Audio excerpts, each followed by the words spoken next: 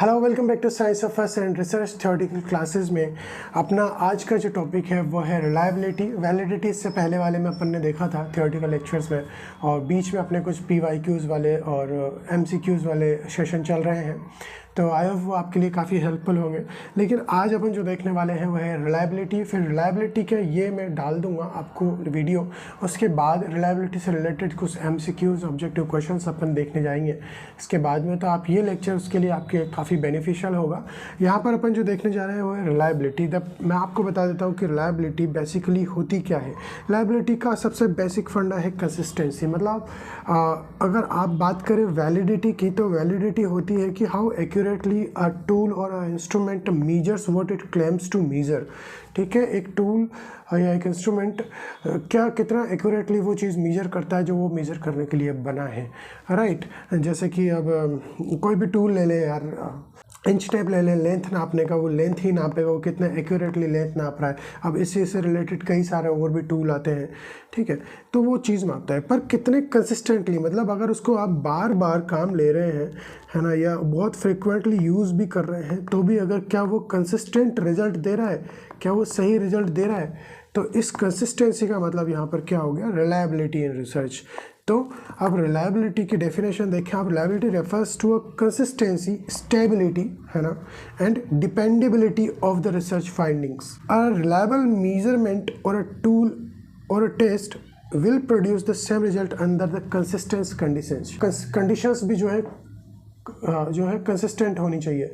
Lab में अगर कोई टेस्ट कंडक्ट कर रहे हैं, तो अगर आप वापस से लैब में ही टेस्ट कंडक्ट करेंगे तो सेम रिजल्ट आना चाहिए, तो रिजल्ट चेंज नहीं होना चाहिए। अगर आप डिफरेंट सेटिंग में जा रहे हैं तो there may be other factors which are influencing your result, है ना, तो it may be due to the some other factors, but same conditions में अगर आप सेम टेस्ट लगा रहे हैं तो उसका रिजल्ट जो है उतनी ही कंसिस्टेंसी से सेम आना चाहिए। That is called the reliability. अब जो हम देखने जा रहे हैं वो है टाइप्स ऑफ रिलायबिलिटी। अब रिलायबिलिटी के भी क्या है, कुछ टाइप्स है जिनको अपन देखने जा रहे हैं। मतलब कि अगर आपका टूल जो है वो किस किस कंडीशंस में किस किस तरीके से अगर अपन चेक करें, तो तब अपन उनको इंश्योर कर सकते हैं कि ये जो है इस तरीके से टेस्ट किया गया है और ये इस लेवल पे रिलायबल टूल है।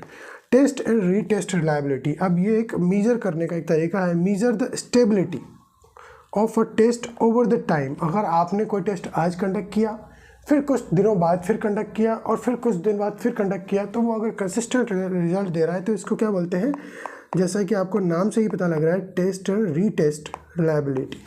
ठीक है, एग्जाम्पल देख लें आप। Personality test should yield similar result if taken by the same person at a month apart. वो एक महीने बाद भी अगर उस टेस्ट को लेता है तो वो सेम ही रिजल्ट उसका आना चाहिए। दूसरा जो चीज़ है वो क्या है, इंटर रेटेड रिलायबिलिटी। मतलब कि measuring consistency across different observers और रेटर्स। मतलब कि सपोज करें कि आपने मैथ्स का एग्ज़ाम दिया। अब मैथ्स में आपको पता है कि कुछ फॉर्मूलाज होते हैं और फिर रिजल्ट के नंबर होते हैं, है ना, और पूरा जो प्रोसेस होता है उसके नंबर होते हैं, आपने इक्वेशन जो करी है उसके नंबर होते हैं। सपोज करें कि आप 80 स्कोर कर रहे हैं अभी सेम टेस्ट में, है ना, अगर वो सेम कॉपी में दूसरा ऑब्जर्वर या फिर दूसरा रेटर अगर चेक करे तो कितना कंसिस्टेंटली वो वही मार्किंग देता है। ठीक है, तो ये चीज़ होती है आपकी इंटर रेटेड रिलायबिलिटी। तो इसका मतलब है कि डिफरेंट ऑब्जर्वर और डिफरेंट रेटर्स अगर उस चीज़ को ऑब्जर्व करें या रेट करें तो वो सेम रिजल्ट आना चाहिए, है ना, वही कंसिस्टेंसी आनी चाहिए उसके रिजल्ट में। तो इसका मतलब ये होगा कि आपकी इंटर रेटेड रिलायबिलिटी जो है वो हाई है। If multiple people assess the same phenomena their equation should be similar, right. Example, 2 teachers grading the same essay should give similar scores, not exactly the same because there are some uncertainties in our perspective. Okay, next जो type है आपका reliability का वो क्या है, internal consistency reliability measures the extent to which the item within a test or questionnaire are related। कि आपने जो भी टेस्ट लिया है वो कितना रिलेटेड है, आपने जो टेस्ट या टूल डिज़ाइन किया उसका क्वेश्चनर है वो कितना रिलेटेड है, ये अपन चेक करते हैं। ये क्रोनबेक अल्फा करके एक स्टैटिकल मेथड है ना, उनसे करते हैं। एग्जांपल आप देख लीजिए, ये बहुत टाइम टेकिंग है, अपन स्टैटिकल क्लासेस में इनको देखेंगे।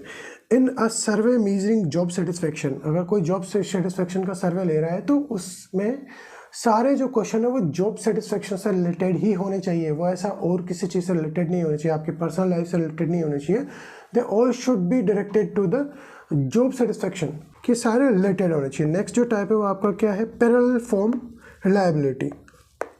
अब पैरेलल फॉर्म रिलायबिलिटी का मतलब यहाँ पर आपका ये है, measures consistency between different versions of the same test. अगर सेम टेस्ट है मतलब कि आप कोई एबिलिटी चेक कर रहे हैं, ठीक है, किसी का आप एप्टीट्यूड चेक कर रहे हैं, तो your questionnaire might be different, है ना, might be different, but the ability you are going to check has to reflect the same result if the test version is even different। तो ये वाली बात है, two different sets of a math problem given to a student should produce the similar result if they measure the same ability। अगर आप जैसे कि अब मैं आपको बहुत ही सिंपल सा एग्जांपल ले लीजिए आप इसका, जैसे कि आपने 2 + 2 आप एडिशन का कुछ पूछे हैं किसी से, तो 4 हो गया, ठीक है।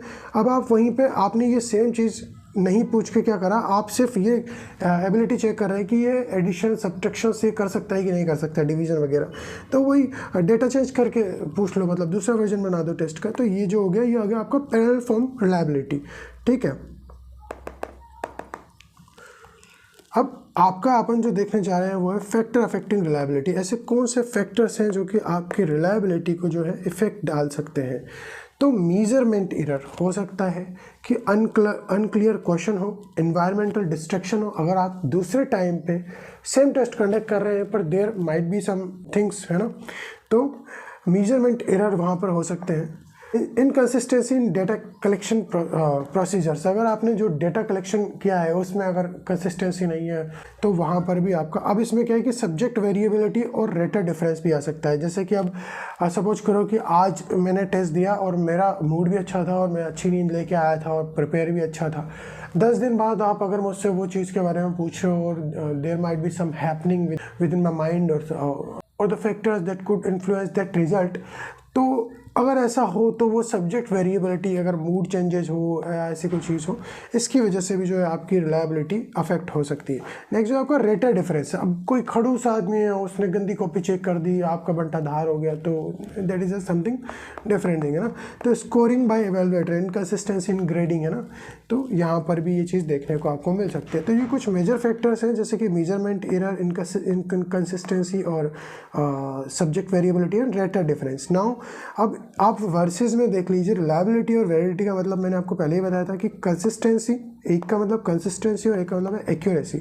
अ test gives the same result repeatedly, मतलब reliability. A test measure what is suppose to measure at a different times even, तो ये क्या हो गया आपका एक्यूरेसी और वैलिडिटी से रिलेटेड हो गया। अब measurement can be reliable but not valid. अब कोई आपकी वेट मशीन है, अब वेट मशीन जो है, अब आप देखोगे वो 5 kg का लफड़ा बता रही है, 5 kg आपका ज़्यादा बता रही है, ठीक है। तो वो हर, अब उस पर चाहे मैं खड़ा हो जाऊं चाहे कोई और खड़ा हो जाए, पर वो 5% का वेरिएशन आ रहा है, तो मतलब रिजल्ट तो सेम आ रहा है, पर एक्यूरेट नहीं आ रहा है, ठीक है।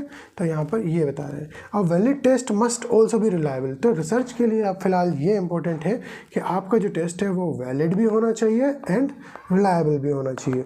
तो thank you very much to be with me throughout this session and I hope reliability के बारे में आपको कुछ इंसाइटफुल मिला होगा, और इसका जो आपने अभी नॉलेज गेन करी है, इसका असेसमेंट अपने अगले जो लेक्चर है उसमें अपन MCQ के 10 क्वेश्चन करने वाले हैं, तो वहाँ से आपको मिल जाएगा कि आपका परफॉर्मेंस कैसा जाता है। वहाँ पे देखते हैं, वहाँ पे पैटर्न जो है थोड़ा अच्छा पैटर्न है, कुछ ट्रू फॉल्स है, कुछ सिलेबस क्वेश्चन है। So thank you once again. I kindly request you all to please subscribe my channel and please share my videos to your friends and whomsoever you can, but just please keep watching and keep supporting. Please be a little much engaging on my videos.